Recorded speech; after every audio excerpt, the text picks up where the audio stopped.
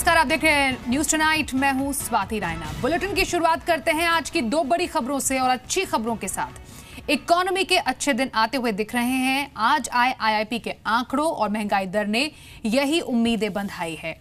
अप्रैल में industrial production growth उम्मीद से बेहतर रही है, वहीं रिटेल महंगाई दर भी रिकॉर्ड निचले स्तर पर पहुंच गई है। अप्रैल में आईआईपी ग्रोथ 3.1% रही, जबकि मार्च में ये 2.7% थी। खाने पीने की कीमतों में गिरावट के चलते मई में रिटेल महंगाई दर 2.18% के रिकॉर्ड स्तर पर पहुंच गई, जो कि 5 साल का निचला स्तर है। तो अप्रैल में इंडस्ट्रियल प्रोडक्शन ग्रोथ उम्मीद से बेहतर रहा है। अप्रैल में आईआईपी ग्रोथ 3.1% रहा। मार्च में आईआईपी ग्रोथ 2.7% रही थी। कंज्यूमर ड्यूरेबल, मैन्युफैक्चरिंग और इंटरमीडिएट गुड सेक्टर के बढ़िया प्रदर्शन से आईआईपी ग्रोथ को रफ्तार मिली। हालांकि अप्रैल में माइनिंग सेक्टर ग्रोथ 9.7% से घटकर 4.2% पर पहुंच गई। इसी तरह मंथली आधार पर इलेक्ट्रिसिटी ग्रोथ भी 6.2% से घटकर 5.4% पर आ गई। जी बिजनेस का अनुमान था कि अप्रैल में आईआईपी ग्रोथ 2.8% रह सकती है। थी कि स्टेबल रहने वाले हैं, बहुत ज़्यादा उलटफेर नहीं होगा, लेकिन बावजूद उसके अगर 3.1 आए हैं तो वाकई में पॉजिटिवली सरप्राइज किए हैं, जो कि हो सकता है कि कल ओपनिंग में बाजार को थोड़ी सी पॉजिटिवली रोक दे। लेकिन अब ये देखना पड़ेगा कि कौन से सेक्टर से आए हैं और किस तरीक़े से ये इतनी बढ़त लेकर आया है। जब तक वो पूरे खुलासा नहीं होता है तब तक एग्जैक्टली कहना मुश्किल है कि कौन से सेक्टर से आया है, तो वो देखना पड़ेगा। But yes, prima facie positively surprise कर रहा है। वहीं खाने पीने की कीमतों में गिरावट के चलते मई में रिटेल महंगाई दर 2.8% के रिकॉर्ड स्तर पर पहुंच गई है, जो कि 5 साल का निचला स्तर है। अप्रैल में रिटेल महंगाई दर 2.99% थी। फूड प्रोडक्ट्स में लगातार नरमी के चलते ये गिरावट देखने को मिली है। कंज्यूमर प्राइस इंडेक्स को मापने के लिए 2012 को बेस ईयर तय करने के बाद ये अब तक का सबसे कम स्तर है। मौसम विभाग की ओर से मानसून के बेहतर रहने का अनुमान जताए जाने के बाद संभावना जताई जा रही है कि आगे भी महंगाई में कमी बनी रहेगी। पिछले हफ्ते आरबीआई ने अपनी मॉनेटरी पॉलिसी में ब्याज दरों में कोई बदलाव नहीं किया था, जबकि सरकार और इंडस्ट्री को ब्याज दरों में कटौती की उम्मीद थी। अब महंगाई में कमी के बाद उम्मीद जताई जा रही है कि अगस्त की अपनी मॉनेटरी पॉलिसी में आरबीआई ब्याज दरें घटा सकता है। जीएसटी की तैयारियों को लेकर आज इन्फोसिस के सीईओ विशाल सिक्का ने वित्त मंत्री अरुण जेटली से मुलाकात की। इस दौरान विशाल सिक्का ने जीएसटी नेटवर्क की तैयारियों को लेकर वित्त मंत्री को जानकारी दी। उन्होंने वित्त मंत्री को भरोसा दिलाया कि 1 जुलाई से जीएसटी लागू करने को लेकर तैयारियां पूरी हैं और जीएसटीएन को पूरा सपोर्ट है। आपको बताएं, जीएसटीएन को इन्फोसिस सॉफ्टवेयर सपोर्ट उपलब्ध करा रही है। So, as you know, we have announced the 10,000 jobs initiative in the US, and obviously we are continuing to hire lots of jobs in India. So I think that more and more the times in the future are all about innovation. So the more that we can focus on innovation, the better. Now there is a तो अभी आपने सुना कि दरअसल विशाल सिक्का कह रहे थे कि अमेरिका में पहले ही 10,000 नौकरियां पैदा करने का वो वादा कर चुके हैं और उन्होंने कहा कि अमेरिका के साथ हालात लगातार जरूर सुधरेंगे। ये भी आपको बताएं कि प्रधानमंत्री नरेंद्र मोदी का अमेरिका दौरा 25 जून से शुरू होगा और वो वहां पर जा रहे हैं और तमाम महत्वपूर्ण मुद्दों पर बातचीत होने की उम्मीद है। आगे बढ़ते हैं। Market regulator SEBI independent directors के लिए कड़े नियम लाने की तैयारी कर रहा है। सेबी कॉर्पोरेट गवर्नेंस के लिए रेगुलेटरी फ्रेमवर्क को बदलने की तैयारी में है, जिसमें इंडिपेंडेंट डायरेक्टर्स की नियुक्ति और हटाना शामिल है। सेबी की एक high level committee corporate governance के मुद्दों को देख रही है। इन मुद्दों में रिलेटेड पार्टी ट्रांजैक्शंस, ऑडिटिंग और effectiveness of board evaluation practice शामिल है। हाल ही में टाटा ग्रुप और इन्फोसिस के बोर्ड में विवादों को देखते हुए सेबी इंडिपेंडेंट डायरेक्टर्स के लिए नियम कड़े करना चाहता है और इन नियमों पर इस महीने सेबी की बोर्ड बैठक में चर्चा होने की भी उम्मीद है। फिलहाल किसी इंडिपेंडेंट डायरेक्टर को ऑर्डिनरी रेजोल्यूशन लाकर हटाया जा सकता है, जिसमें 50% शेयर होल्डर्स की मंजूरी जरूरी होती है। इंश्योरेंस रेगुलेटर IRDAI ने सहारा इंडिया लाइफ इंश्योरेंस कंपनी को मैनेज करने के लिए एडमिनिस्ट्रेटर नियुक्त कर दिया है। IRDAI ने कंपनी पर पॉलिसी होल्डर्स के खिलाफ काम करने का आरोप लगाया है। IRDAI के GM RK शर्मा को एडमिनिस्ट्रेटर बनाया गया है और ये तत्काल प्रभाव से लागू हो गया है। अब एडमिनिस्ट्रेटर ही पॉलिसी की सर्विसिंग का काम देखेगा। सहारा इंडिया लाइफ ने 2016-17 में करीब 16,000 ग्राहकों से 44 करोड़ की प्रीमियम जुटाई थी। कैसा रहा शेयर मार्केट? आज बिकवाली देखने को मिली बाजार में। इंट्राडे में निफ्टी ने 9,600 के स्तर को भी तोड़ दिया, लेकिन कारोबार खत्म होने पर निफ्टी 9,600 के स्तर के ऊपर बंद होने में कामयाब रहा। दिग्गजों के मुकाबले मिड कैप और स्मॉल कैप शेयरों में ज्यादा बिकवाली रही। सेंसेक्स 166 अंक, निफ्टी 52 अंक की गिरावट के साथ बंद हुए। Capital goods, banking, consumer durable, auto शेयरों में सबसे ज्यादा गिरावट देखने को मिली। फार्मा, पावर, रियल्टी और आईटी शेयरों में खरीदारी रही। आईटी और फार्मा इंडेक्स को छोड़कर बीएसई के सभी सेक्टोरल इंडेक्स लाल निशान में बंद हुए।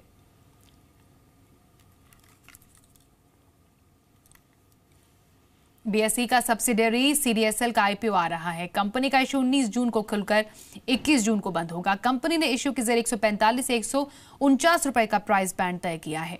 निवेशकों को इश्यू के लिए कम से कम 100 शेयरों की बोली लगानी होगी। कंपनी के इश्यू से करीब 520 करोड़ रुपए जुटाने की योजना है। आईपीओ के बाद बीएसई की हिस्सेदारी मौजूदा 50% से घटकर 24% पर आ जाएगी। सीडीएसएल पहली डिपॉजिटरी कंपनी होगी जो एक्सचेंजेस पर लिस्ट होगी। सीडीएसएल में एसबीआई की 9.57% हिस्सेदारी है, जो आईपीओ के बाद घटकर 5% रह जाएगी। इशू में 7 लाख शेयर कर्मचारियों के लिए रिजर्व रखे गए हैं। Because we are going ahead with IPO, other selling shareholders also are divesting part of their holding. Like for example, Bank of Baroda is divesting about 2%, SBI about 5%. SBI owns 10%, 5% they are divesting. And Calcutta Stock Exchange is divesting the entire stock, which is about 1% approximately. So this is what it is. And the entire, this is a pure offer for sale. And all the money is taken away by the selling shareholders. Reliance general insurance IPO का रास्ता साफ हो गया है। Company के board ने IPO के लिए मंजूरी दे दी है। रिलायंस कैपिटल की 100% सब्सिडियरी कंपनी है रिलायंस जनरल इंश्योरेंस। कंपनी ने हिस्सा बेचने के लिए कई ग्लोबल पार्टनर से भी बात की थी। हाल ही में कंपनी के बोर्ड ने अलग से हेल्थ इंश्योरेंस कंपनी बनाने की मंजूरी दी थी। इसके पहले आईसीआईसीआई लोम्बार्ड ने भी आईपीओ लाने का ऐलान किया था। सरकारी बीमा कंपनी न्यू इंडिया एश्योरेंस ने भी लिस्टिंग की प्रक्रिया शुरू कर दी है। पिछले साल आईसीआईसीआई प्रूडेंशियल लाइफ पहली बीमा कंपनी थी जो आईपीओ लेकर आई थी। We have a pan-India presence. I think we are present across the country. We have large number of branches and agents. We have the largest agency network in the private companies. And as we speak, we have been a significant beneficiary of the open architecture under the bancassurance guidelines, which was put in place on April 1, 2016. सरकारी बैंकों के NPA को लेकर वित्त मंत्री अरुण जेटली ने आज bank प्रमुखों के साथ बैठक की, जिसमें तमाम मुद्दों पर चर्चा हुई। वित्त मंत्री ने कहा कि आरबीआई उन एनपीए की लिस्ट बनाने के अंतिम चरण में है जिनमें इंसॉल्वेंसी एंड बैंक्रप्सी कोड की जरूरत है। वित्त मंत्री ने कहा कि सरकार बैंकों के मर्जर को लेकर भी तेजी से काम कर रहा है। और जेटली ने यह भी कहा कि क्रेडिट ग्रोथ में तेजी लाना और तेजी से एनपीए की समस्या को सुलझाना इस वक्त की सबसे बड़ी जरूरत है। बैंकिंग एक्ट में बदलाव के बाद वित्त मंत्री के साथ बैंक प्रमुखों की यह पहली बैठक थी। The RBI is at a fairly advanced stage of preparing a list of those debtors where a resolution is required through the IBC process. And you will shortly be hearing about it. कर्ज माफी को लेकर चल रहे किसानों के आंदोलन के बीच वित्त मंत्री अरुण जेटली ने साफ किया कि जो राज्य किसानों का कर्ज माफ करना चाहते हैं उन्हें खुद फंड की व्यवस्था करनी होगी। वित्त मंत्री ने कहा कि केंद्र सरकार इसमें राज्यों की कोई मदद नहीं करेगी। महाराष्ट्र सरकार के किसानों की कर्ज माफी की घोषणा के बाद वित्त मंत्री का यह बयान आया है। अनुमान के मुताबिक महाराष्ट्र सरकार अगर सभी 1,36 लाख किसानों का कर्ज माफ करती है तो राज्य पर 1.14 लाख करोड़ रुपए का बोझ पड़ेगा। अगर फडणवीस सरकार सिर्फ सीमांत और छोटे किसानों का कर्ज माफ करती है तो राज्य पर 30,000 करोड़ रुपए का बोझ पड़ेगा। इसके पहले यूपी की बीजेपी सरकार भी कर्ज माफी का ऐलान कर चुकी है और इससे यूपी सरकार पर 36,000 करोड़ रुपए का बोझ पड़ेगा। अब मध्य प्रदेश और पंजाब से भी किसानों की कर्ज माफी की मांग उठ रही है और ऐसे समय में वित्त मंत्री के बयान से साफ है कि कर्ज माफी के लिए फंड राज्यों को खुद जुटाना होगा।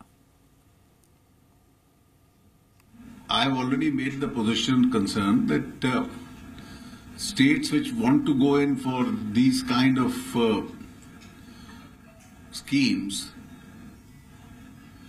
will have to generate them from their own resources. Beyond that, as the central government, I have nothing more to say. 16 जून से तेल कंपनियां डायनेमिक प्राइसिंग यानी कि रोजाना पेट्रोल डीजल की कीमतें तय करेंगी, लेकिन कंज्यूमर को पेट्रोल पंपों पर मुश्किलों का सामना नहीं करना पड़े और उन्हें रोजाना की कीमतें आसानी से पता चल जाए। इसके लेकर क्या तैयारी की गई है, ये सबसे बड़ा सवाल है। ये रिपोर्ट में समझिए। अब रोजाना पेट्रोल डीजल के दाम बदलेंगे। तेल कंपनियां ये दावा कर रही हैं कि इन नए सिस्टम को लागू करने के लिए पूरी तैयारी कर ली गई है। सभी पेट्रोल पंपों को अगले दिन की कीमत एक दिन पहले ही रात 8 बजे तक बता दी जाएगी। ये जानकारी उन्हें ईमेल, SMS, ऐप या पोर्टल के जरिए दी जाएगी। ऑथोराइज पेट्रोल पंप पर कीमतें सेंट्रलाइज तरीके से अपडेट हो जाएंगी, जबकि जहां ऑटोमेशन नहीं है वहां मैनुअल तरीके से प्राइस अपडेट करना होगा। लेकिन पेट्रोल पंप पर डीलर्स के मुताबिक मैनुअल कीमतों को बदलने में वक्त लगेगा और इसमें गलती की गुंजाइश बनी रहेगी। हम ये चाहते हैं कि अगर ये सिस्टम इंप्लीमेंट होता है डेली डायनामिक प्राइसिंग का, तो ये ऑटोमेशन के थ्रू इंप्लीमेंट हो, जिसमें डीलर का कोई मैनुअल इंटरवेंशन ना हो। नहीं तो इस पूरे प्रोसेस को स्मूथली इंश्योर करने के लिए डीलर को रात को 12 बजे खुद आरओ पे खड़ा होना पड़ेगा या अपने किसी मैनेजर को आरओ पे रखना पड़ेगा, जिससे कि उसकी इनपुट कॉस्ट और मैन पावर कॉस्ट भी बढ़ जाएगी। Petrol pump dealers operational cost बढ़ने का भी हवाला दे रहे हैं। साथ ही प्राइस को लेकर कोई गलती होती है तो उसकी जवाबदेही भी वो नहीं लेना चाहते। देश भर में करीब 56,000 पेट्रोल पंप हैं, जिसमें करीब 40% ही ऑटोमेटेड हैं और बाकी 60% पंपों पर मैनुअल तरीके से ही काम होता है। करीब 30 से 40% पंप हैं जो ऑटोमेटेड हैं अभी, बाकी पंप्स जो हैं वो नॉन ऑटोमेटेड हैं। ऑटोमेशन इम्प्लीमेंटेशन फेजेस में चल रहा है और ये फेजेस में चलता रहेगा। इसमें कवर करने की तैयारी है कि अगले 1-1.5 साल में कंपनी सारे पंप्स को ऑटोमेशन में ले आएगी। लेकिन ऑटोमेशन के साथ जो दिक्कतें हैं वो अभी भी बरकरार हैं, वो पूरी तरह सॉर्ट आउट नहीं हुई हैं। तो डीलर्स यही चाहते हैं कि अगर डेली डायनामिक प्राइसिंग इंप्लीमेंट हो तो वो फुल्ली ऑटोमेशन के थ्रू इंप्लीमेंट हो, ताकि अगर रेट कम ज़्यादा हो, कुछ भी हो, तो उसमें डीलर के ऊपर कोई लायबिलिटी ना आए। अब सवाल ये उठता है कि अगर मैनुअल फीडिंग में कीमतें गलत अपडेट कर दी गई और ग्राहक ने ज्यादा पेमेंट कर दिया तो फिर इसकी शिकायत वो कहां करेगा। प्रकाश प्रियदर्शी, जी मीडिया, दिल्ली। झारखंड के धनबाद चंद्रपुरा रेल लाइन पर 15 जून से ट्रेनें नहीं चलेंगी। इस रूट पर गुड्स ट्रेनों को भी बंद कर दिया जाएगा। 100 साल से जमीन के नीचे कोयले की खान में लगी आग के चलते ये रेल लाइन बंद की जा रही है और इस फैसले से 10 स्टेशनों का अस्तित्व 3 दिनों के बाद समाप्त हो जाएगा। झारखंड की धनबाद चंद्रपुरा रेल लाइन 15 जून से इतिहास बन जाएगी। 100 साल से जमीन के नीचे कोयले की खान में लगी आग के चलते ये रेल लाइन बंद की जा रही है।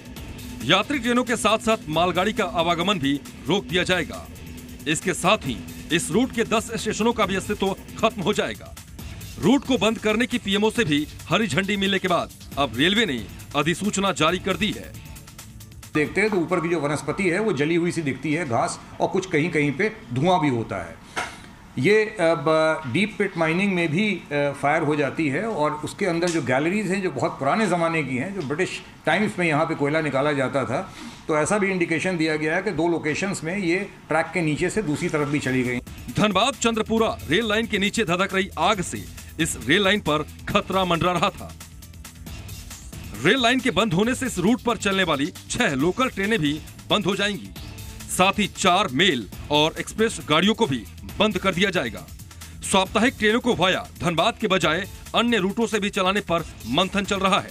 अगर ऐसा हुआ तो धनबाद से कई ट्रेनें भी छिन जाएंगी। रोजाना चलने वाली 7 गाड़ियों को गुम होते हुए चंद्रपुरा ले जाया जाएगा और 3 ट्रेनों को धनबाद से आसनसोल और बोकारो होते हुए रांची ले जाया जाएगा।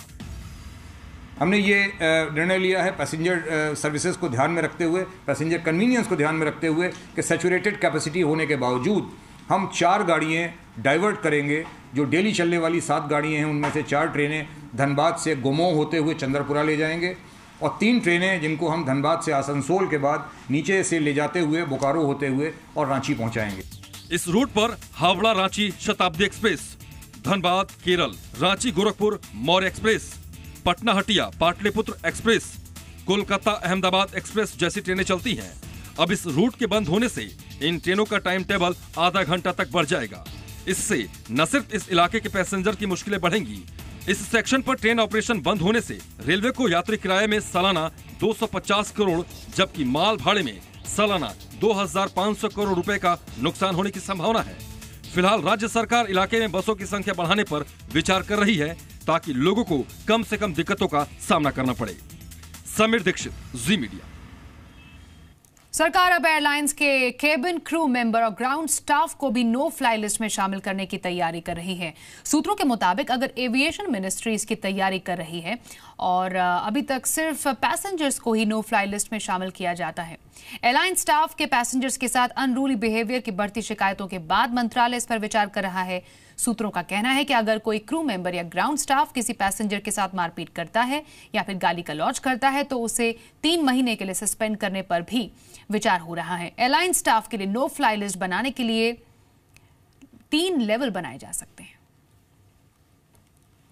50,000 करोड़ रुपए के घाटे में चल रहे एयर इंडिया ने कॉस्ट कटिंग का नया तरीका निकाला है। दरअसल एयर इंडिया के एक सीनियर पायलट ने एविएशन मंत्रालय को लिखी चिट्ठी में यह सुझाव दिया है कि इकोनॉमी क्लास की इंटरनेशनल फ्लाइटों में सलाद सर्व न किया जाए। साथ ही एयर इंडिया में वजन कम करने के लिए एक सलाह यह दी गई है कि हर सीट पर रखने के बजाय एक शेल्फ पर एक साथ 25 मैगजीन्स रख दी जाएं। हालांकि सलाद और मैगजीन्स की कटौती के बाद सवालों में आने पर एयर इंडिया ने सफाई पेश की।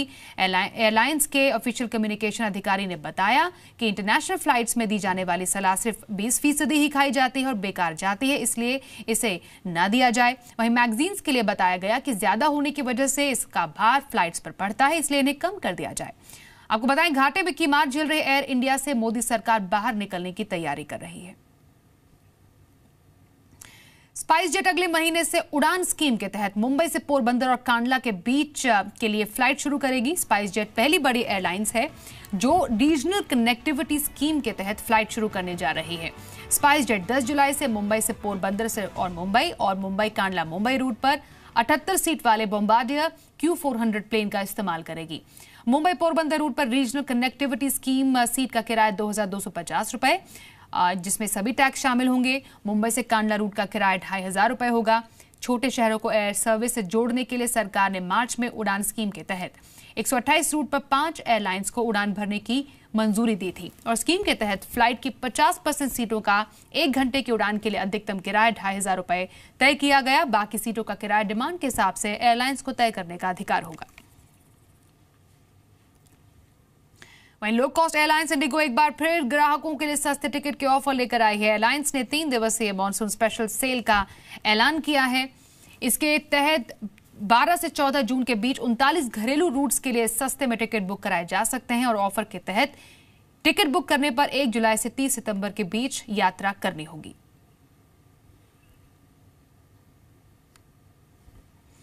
महाराष्ट्र सरकार ने किसानों की कर्जमाफी का कल ऐलान किया था। राज्य सरकार किसान कर्जमाफी को कैसे लागू करेगी और राज्य सरकार पर कितना बोझ आएगा, इन सभी मुद्दों पर जी मीडिया संवाददाता अमित जोशी ने खास बातचीत की है महाराष्ट्र के वित्त मंत्री सुधीर मुनगंटीवार से। महाराष्ट्र के फाइनेंस मिनिस्टर सुधीर मुनगंटीवार हमारे साथ है। सर, आपने किसानों का कर्जा माफ़ करने का तो डिसीजन लिया है, लेकिन इतने पैसे सरकार के पास है क्या? क्योंकि 3 लाख से ज़्यादा कर्जा महाराष्ट्र के सिर पर इसके पहले ही है। इससे आप कैसे ये सब प्रॉब्लम सॉल्व करेंगे?